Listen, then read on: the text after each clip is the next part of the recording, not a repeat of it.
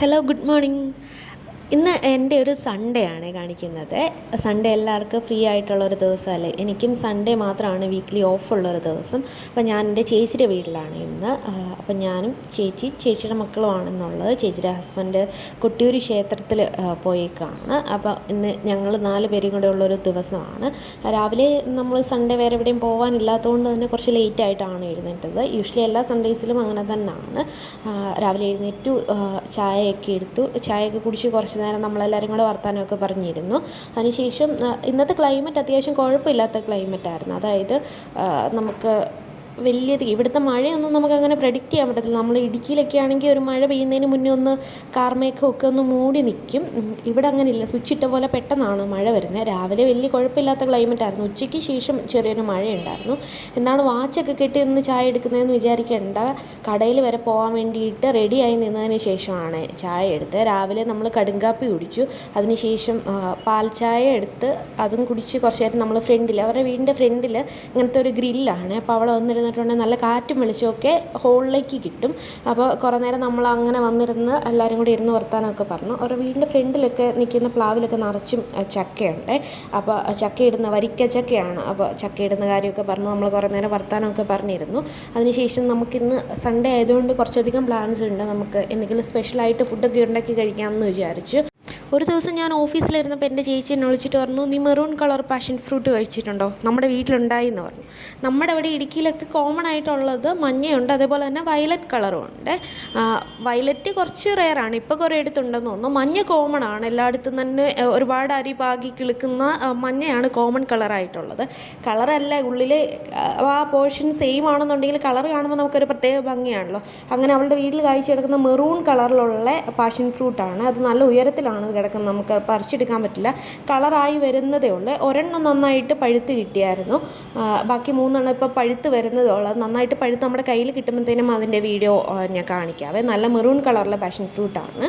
കുറച്ച് ചെറിയ അടുക്കള കൃഷിയൊക്കെ ഉണ്ട്. അതായത് മാലിമുളകുണ്ട്, അതേപോലെ തന്നെ ഇഞ്ചിയൊക്കെ വീട്ടിൽ തന്നെ നട്ടു വെച്ചേക്കുവാണ്. അതേപോലെ തന്നെ പച്ചമഞ്ഞളുണ്ട്, ചെറിയൊരു ഓറഞ്ചിൻ്റെ തൈയുണ്ട്. അത് കുറേ കാലമായിട്ട് ആ തൈ ആ സ്റ്റേജിൽ തന്നെ നിൽക്കുകയാണ്, ഇതുവരെയും വളർന്നിട്ടില്ല. കുഞ്ഞൊരു ഓറഞ്ചിൻ്റെ തൈയാണ്. പിന്നെ അത്യാവശ്യം വാഴ, ചക്ക തുടങ്ങിയ അങ്ങനത്തെ സാധനങ്ങളൊക്കെ ഉണ്ട്. ഇതിന് ആടലോടകം എന്നാണ് നമ്മുടെ നാട്ടിൽ പറയുന്നത്. ഇവിടെ എന്താണ് ഇതിന് പേര് പറയുന്നതെന്ന് അറിയത്തില്ല. ഇങ്ങനെ ഒരുപാട് ഔഷധ ഗുണങ്ങളുള്ളൊരു ചെടിയാണത്. പ്ലാവിൽ നേരത്തെ പറഞ്ഞ പോലെ ഒരുപാട് ചക്കയുണ്ട്. ഇത് ഇവരുടെ അടുക്കള മുറ്റത്തുള്ള പ്ലാവാണ്. അപ്പോൾ ഞാൻ ചേച്ചിയുടെ അടുത്ത് ചോദിക്കുമായിരുന്നു, ഇടുക്കി മിസ് ചെയ്യുന്നതുകൊണ്ട് അവളിവിടെ റീക്രിയേറ്റ് ചെയ്ത് വെച്ച പോലെയാണ് കാടൊക്കെ നിൽക്കുന്നത്. അതിൻ്റെ ഉള്ളിലേക്കൊക്കെ ഒരുപാട് പ്ലാവും മാവൊക്കെ ഉണ്ട്.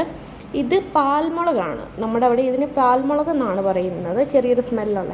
ഇത് സാമ്പാർ ചീരയാണ്. ഇത് നിങ്ങളൊക്കെ സാമ്പാർ വയ്ക്കുമ്പോൾ ഇടാറുണ്ടോ? പൊതുവേ തമിഴ്നാട്ടിലാണ് അത് കണ്ടിട്ടുള്ളത്. സാമ്പാർ വെക്കുന്ന സമയത്ത് കുറച്ചൊരു ടേസ്റ്റിന് വേണ്ടിയിട്ട് ആ സാമ്പാർ ചീര ഇടും. പിന്നെ മുറ്റത്തൊരു കറിവേപ്പുണ്ട്. അവർക്ക് ആവശ്യത്തിനുള്ള കറിവേപ്പിലൊക്കെ കിട്ടുന്നൊരു കറിവേപ്പാണ്. അതിൻ്റെ തൊട്ടടുത്ത് നിൽക്കുന്നത് അരിനെല്ലിക്കയാണ്. അതിനും പല നാട്ടിൽ പല പേരാണ് പറയുന്നത്. ഞാൻ പറയുന്നതൊക്കെ ഇടുക്കിയിൽ ഞങ്ങൾ പറയുന്ന പേരുകളാണ് കേട്ടോ. ഇത് അരിനെല്ലിക്കയുടെ മരമാണ്. അത് കായ്ച്ചിട്ടൊന്നുമില്ല, ഉടനെ കായ്ക്കുന്നു പ്രതീക്ഷിക്കുന്നു. അങ്ങനെ നമ്മൾ ഇന്ന് ചിക്കനും ബിരിയാണി റൈസും ഉണ്ടാക്കാമെന്ന് വിചാരിച്ചു. അങ്ങനെ നമ്മൾ ഷോപ്പിങ്ങിന് പോകാൻ ഇറങ്ങിയപ്പോഴത്തേനും അപ്പുറത്തെ വീട്ടിലെ കാളേനെയാണ്. അത് അവിടേക്കൂടെ ഒരു ചെറിയ വഴിയുണ്ട്, അവിടെ കൊണ്ടുവന്ന് കെട്ടിയേക്കുന്നതാണ്. ഞാനും ചേച്ചിയുടെ മോനും ഉണ്ട്. മോന് വന്നില്ല വീഡിയോ എടുക്കാൻ വേണ്ടിയിട്ട്. ചേച്ചിയുടെ മോളുമായിട്ട് എല്ലാം റെഡിയായി നമ്മൾ രാവിലെ ചിക്കൻ ഷോപ്പിലെത്തി. അവിടെ നിന്ന് നമ്മൾ ചിക്കന് പറഞ്ഞു. അതിനുശേഷം നമ്മൾ എൻ്റെ കൂട്ടത്തിൽ പിള്ളേർ വരുന്നത് തന്നെ ബേക്കറിയിലൊക്കെ കയറി എന്തെങ്കിലും സാധനം മേടിക്കാമെന്ന് വിചാരിച്ചാണ്. അങ്ങനെ നമ്മൾ പോയിട്ട് കുറച്ച് ഐസ്ക്രീമൊക്കെ മേടിച്ചു. ബിരിയാണിയുടെ കിറ്റാണ് നമ്മൾ മേടിച്ചത്. ഇതാകുമ്പോൾ കുറച്ചും കൂടി വെക്കാനായിട്ട് എളുപ്പമുണ്ട്.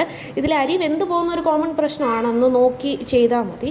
കൂടുതൽ തന്നെ നമ്മൾ മാംഗോ സോഡ ഉണ്ടാക്കി, അതിൻ്റെ റെസിപ്പി നമ്മൾ സെപ്പറേറ്റ് പോസ്റ്റ് ചെയ്യാമേ. ഇന്നത്തെ നമ്മുടെ ബ്രേക്ക്ഫാസ്റ്റ് വന്നിട്ട് പുട്ടായിരുന്നു, പുട്ടും പഴവുമായിരുന്നു. അപ്പോൾ ഇത് അജ്മിയുടെ പുട്ടുപൊടി വെച്ചിട്ടുണ്ടാക്കിയ നല്ല സോഫ്റ്റ്, അജ്മിയുടെ പുട്ടുപൊടിക്ക് ഒരു പ്രത്യേകത ഉണ്ടല്ലോ, നല്ല സോഫ്റ്റ് ആയിട്ടുള്ള പുട്ട് കിട്ടും.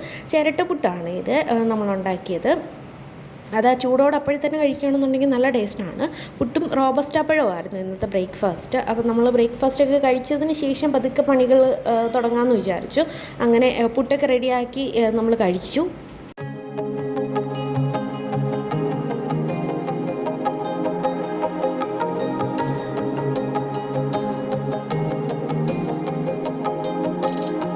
അങ്ങനെ പതുക്കെ നമ്മുടെ ഓരോരോ പണികളിലേക്ക് കടന്ന്. ഇത് ചിക്കൻ കറിയാണ്. ചിക്കൻ കറി വയ്ക്കുന്നതിൻ്റെ റെസിപ്പി നമ്മൾ ഓൾറെഡി ചാനലിൽ പോസ്റ്റ് ചെയ്തിട്ടുണ്ട്. പിന്നെ മാംഗോ സോഡ ഉണ്ടാക്കാൻ വേണ്ടിയിട്ടുള്ള മാംഗോ പൾപ്പ് റെഡിയാക്കിയതാണ് ഇത്. ഇതിപ്പോൾ ഒരടുപ്പിൽ നമ്മുടെ ചിക്കൻ കറിയും അതേപോലെ തന്നെ ഒരടുപ്പിൽ ബിരിയാണി റൈസും ആണ് വേകുന്നത്. ബിരിയാണി ഓൾമോസ്റ്റ് റെഡി ആയിട്ട് വരുന്നുണ്ട്. അതിൻ്റെ ഫൈനൽ പ്രിപ്പറേഷനിലാണ്.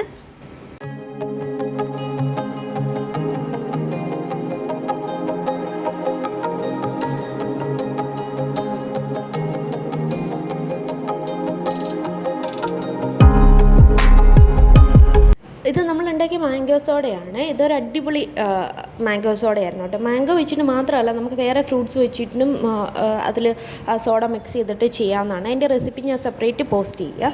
ഇത് ചേച്ചിയുടെ കുട്ടികൾക്ക് വേണ്ടിയിട്ട് അവർ ബിരിയാണി കഴിക്കുന്ന ഒരു പ്ലേറ്റാണ്. 2 പേർക്കും ഓരോന്നുണ്ട്. അതിനകത്താകുമ്പോൾ നമുക്ക് കറി സെപ്പറേറ്റ് ചെയ്ത് വെക്കാൻ പറ്റും, അതേപോലെ തന്നെ റൈസൊക്കെ സെപ്പറേറ്റ് ചെയ്ത് വെക്കാൻ പറ്റും. അവർക്കങ്ങനെ നമ്മൾ ചെയ്ത ബിരിയാണി ജസ്റ്റ് ആ പാത്രത്തിലൊന്ന് സെറ്റ് ചെയ്ത് വെച്ചു. അപ്പോൾ അവർ കഴിക്കുന്ന സമയമൊക്കെ ആകുമ്പോഴത്തേക്കിനും അത് തുറന്ന് കഴിക്കാമെന്ന് വിചാരിച്ചിട്ട് അതിനകത്താണ് നമ്മൾ സെറ്റ് ചെയ്ത് വെച്ചത്. ഇവിടുത്തെ മഴ ഞാൻ പറഞ്ഞില്ലേ, ഓർക്കാപ്പുറത്താണ് മഴ വരുന്നത്. ഒരു മുന്നറിയിപ്പും കാണത്തില്ല. ഇങ്ങനെ ഇരുണ്ട് മൂടി ജസ്റ്റ് വന്നപ്പോഴും തന്നെ മഴ പെയ്യുക. നമ്മുടെ ഇടുക്കിയിലൊക്കെ ഇങ്ങനെ മഴ പെട്ടെന്ന് പെയ്തിട്ടുണ്ട്. നമ്മൾ വിചാരിക്കും മഴ എന്നതായി കാണിക്കുന്നതെന്ന്. കാര്യം നമുക്കൊക്കെ അവിടെ ഒന്ന് മഴ മൂടൽ വന്നതിന് ശേഷമാണ് മഴ പ്രോപ്പറായിട്ട് പെയ്യുന്നത്. ഇവിടെ സ്വിച്ച് ഇട്ട പോലാണ്. തുണിയൊക്കെ വിരിച്ചിട്ടുണ്ടെന്ന് നമ്മൾ ഓടിച്ചെന്ന് വെക്കുമ്പോഴത്തേക്കിനും അത് നനഞ്ഞിട്ടുണ്ടായിരിക്കും. ഇവരുടെ വീടിൻ്റെ ഏകദേശം ആ ഒരു ഫ്രണ്ട് പോർഷനിലായിട്ടാണ് അവിടുത്തെ കടൽ വരുന്നത്. അപ്പോൾ കടലിൻ്റെ അവിടെ നിന്ന് ഇരുണ്ട് മൂടി വരുമ്പോഴത്തേക്കിനുമാണ് എൻ്റെ ചേച്ചിയൊക്കെ അവിടെ മഴ മനസ്സിലാക്കുന്നത്. ഇത് ഏകദേശം ഒരു 2-3 സെക്കൻഡിനകത്ത് തന്നെ മഴ പെയ്യാനായിട്ടുള്ള ഇതിലാണ് മൂടി നിൽക്കുന്നത്.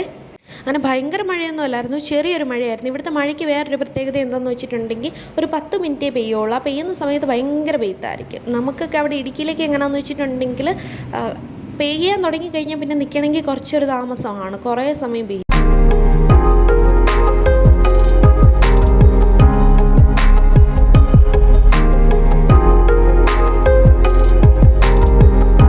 എപ്പോഴും എന്നാത്തിന് ഈ ഗ്രില്ലിൽ നിന്നുള്ള വ്യൂ കാണിക്കുന്നതെന്ന് നിങ്ങൾ വിചാരിക്കുന്നുണ്ടായിരിക്കും അല്ലേ. അവിടെ വന്ന് നോക്കുമ്പോഴത്തേനും പുറത്തൊക്കെ നല്ല പച്ചപ്പൊക്കെ ആയതുകൊണ്ട് എനിക്കത് കാണാൻ പ്രത്യേകതരം ഇഷ്ടമാണ്.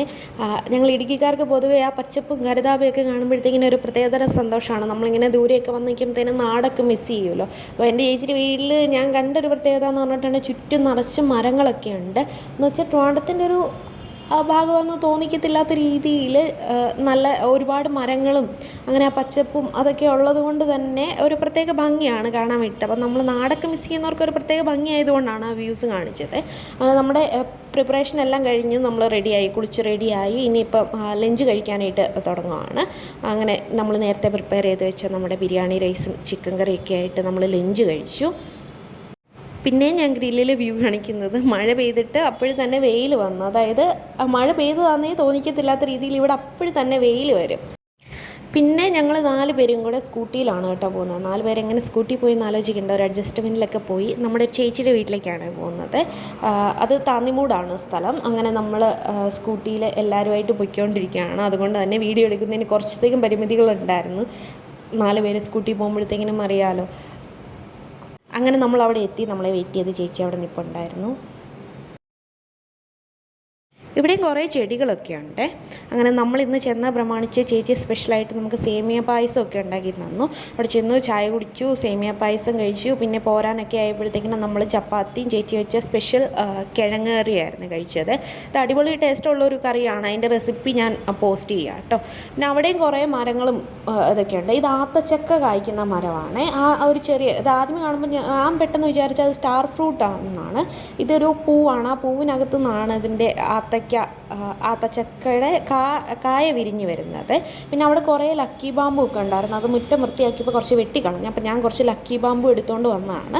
വീട്ടിൽ കൊണ്ടുവന്നിട്ട് നമുക്ക് ഇൻഡോർ പ്ലാന്റ് ആയിട്ട് ഏറ്റവും നല്ല രീതിയിൽ വെക്കാൻ പറ്റുന്നതാണല്ലോ ലക്കി ബാമ്പു. ഇതിപ്പോൾ അതിൻ്റെ ഒരു ചെറിയ യെല്ലോ ഷെയ്ഡുള്ള ലക്കി ബാമ്പുമാണ്. ഇതിൻ്റെ പല കളേഴ്സ് ഉണ്ട്. ഇടുക്കിയിൽ എൻ്റെ വീട്ടിലാണെന്നുണ്ടെങ്കിൽ ഇതിൻ്റെ ഏകദേശം ഒരു 4 ഷെയ്ഡ്സ് ഉണ്ട്. നമ്മളവിടെ വെള്ളത്തിലിട്ട് വെച്ചിട്ട് ഇടയ്ക്കിടയ്ക്ക് ഒന്ന് വെള്ളം മാറ്റി കൊടുക്കും. പിന്നെ വേരൊക്കെ വന്നതിന് ശേഷം നന്നായിട്ട് വെള്ളമൊക്കെ നിറച്ച് കൊടുക്കും.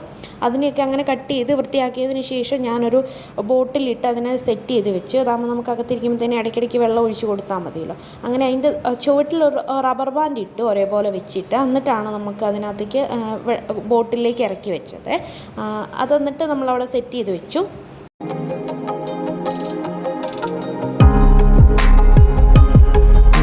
ചേച്ചിയുടെ മക്കൾ 2 ദിവസം അവധി എടുത്തിട്ട് ഇന്ന് രാത്രി ഇരുന്ന് കഷ്ടപ്പെട്ട് ഹോംവർക്ക് ചെയ്യുന്ന സീനാണ് കാണുന്നത്. ശനിയാഴ്ച വെറുതെ ഇരുന്നു, വെള്ളിയാഴ്ച വൈകിട്ട് വന്നിട്ട് വെറുതെ ഇരുന്നു, ശനിയാഴ്ച വൈകിട്ട് വെറുതെ ഇരുന്നു, ഞായറാഴ്ച പകൽ ഫുള്ള് വെറുതെ ഇരുന്നു. അങ്ങനെ ചേച്ചി തല്ലി ഹോംവർക്ക് ചെയ്യിക്കുകയാണ്. അപ്പോൾ എനിക്ക് നൊസ്റ്റാൾജിയ വന്നു. ചേച്ചിയുടെ കൊച്ചിൻ്റെ ഒരു അസൈൻമെൻറ്റിൻ്റെ ഫ്രണ്ട് പേജ് ഞാനാണ് എഴുതി കൊടുത്തത്. അങ്ങനെ ഉച്ചയ്ക്കത്തെ ബിരിയാണി തന്നെ ആയിരുന്നു നമുക്ക് ഈവനിങ് ഡിന്നറായിട്ടും കൂടെ കഴിച്ചത്. അങ്ങനെ ഡിന്നറൊക്കെ കഴിച്ച് നമ്മുടെ ഒരു സൺഡേ തീർന്നു. Thank you for watching.